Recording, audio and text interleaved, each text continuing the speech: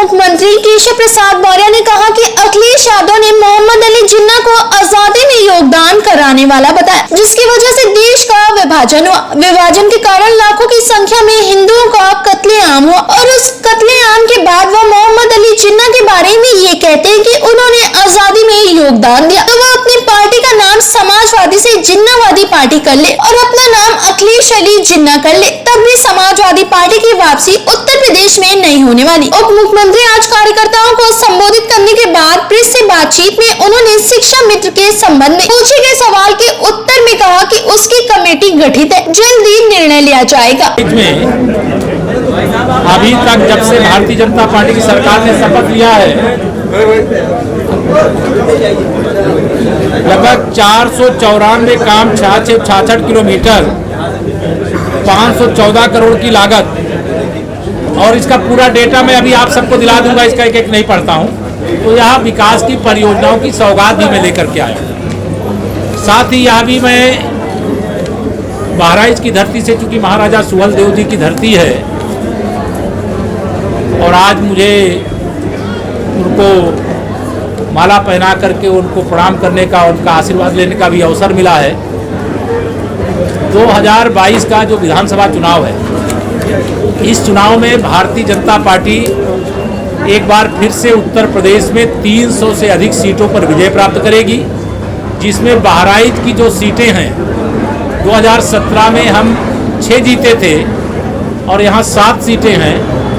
इस बार मुझे पूरा विश्वास है कि हम सभी 7 सीटों पर विजय प्राप्त करेंगे।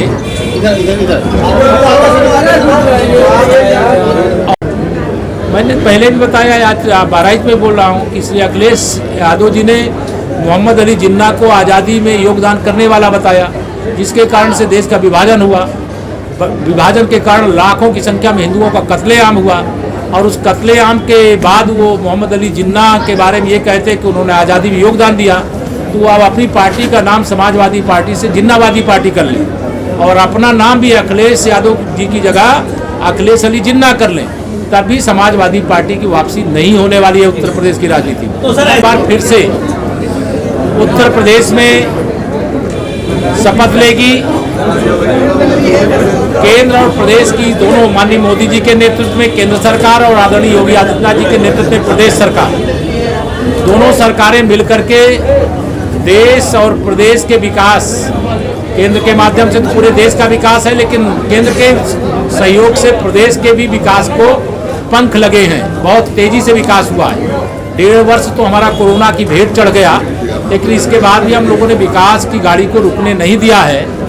और 2022 में सपा, बसपा, कांग्रेस और कटवा राजनीतिक दल बहुत सारे हैं, वो सब भी उनके साथ मिल जाएं, तब भी भारतीय जनता पार्टी 300 से ज़्यादा सीटें जीत करके सरकार बनाएगी। आपका कोई सवाल हो तो पूछिए। साहब, आपने अभी एक बात कही मंच से कि सपा एक जहर है, तो एक जहर आपने कहा कि सपा एक जहर है। आपको नहीं लग रहा है सपा है? वो तो मतलब सपा का मतलब सपा तो एक कहर है। अगर सपा आवे तो अपराधी के रूप में कहर ढाने वाला काम करते हैं। इतिहास उनका है, वर्तमान उनका है, भविष्य में ऐसा होने नहीं देगी यूपी में।